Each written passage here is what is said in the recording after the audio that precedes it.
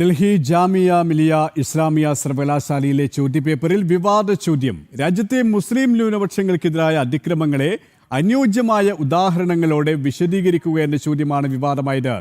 BA honours social work and ആദ്യ semester പരീക്ഷയിലാണ് ചോദ്യം. വീരേന്ദ്ര ബാലാജി ഷഹാരെ എന്ന അധ്യാപകനാണ് ചോദ്യം തയ്യാറാക്കിയത്. അധ്യാപകന്റെ ഭാഗത്തു നിന്നുമുണ്ടായത് അശ്രദ്ധയും ഉത്തരവാദിത്തക്കുറവുമാണെന്ന് സർവകലാശാല ചൂണ്ടിക്കാട്ടി.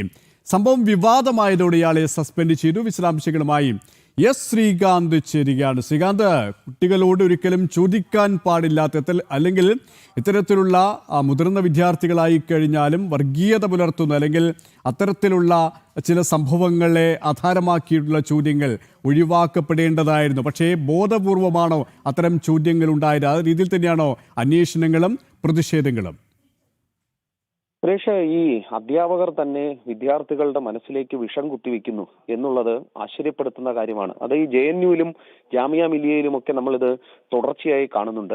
ഇപ്പോഴിതാ ജാമിയ മിലിയ സർവകലാശാല ചോദ്യപേപ്പർ വിവാദമായിരിക്കുന്നു. ഇന്ത്യയിലെ മുസ്ലിം ന്യൂനപക്ഷങ്ങൾക്കെതിരായ അതിക്രമങ്ങളെ അനുയോജ്യമായ ഉദാഹരണങ്ങളോടെ വിശദീകരിക്കുക എന്നതാണ് ആ ചോദ്യമായി വന്നത്. BA ഓണേഴ്സ് സോഷ്യൽ വർക്ക് ആദ്യ സെമസ്റ്റർ പരീക്ഷയിലെ ഇന്ത്യയിലെ സാമൂഹ്യ പ്രശ്നങ്ങൾ എന്ന വിഷയത്തിലുള്ള ചോദ്യമായിരുന്നു ഇത്.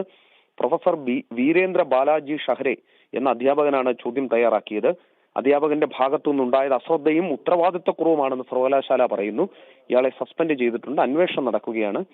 ഈ അധ്യാപകനൊക്കെ ഏത് രീതിയിലാണ് വിദ്യാർത്ഥികളെ പഠിപ്പിക്കുന്നതെന്നും ഈ വിഷം കുത്തിവെക്കുന്നത് എന്നും വല്ലാതെ നമ്മളെ അത്ഭുതപ്പെടുത്തുന്നു, ആശങ്കയുണ്ടാക്കുന്നതുമാണ്.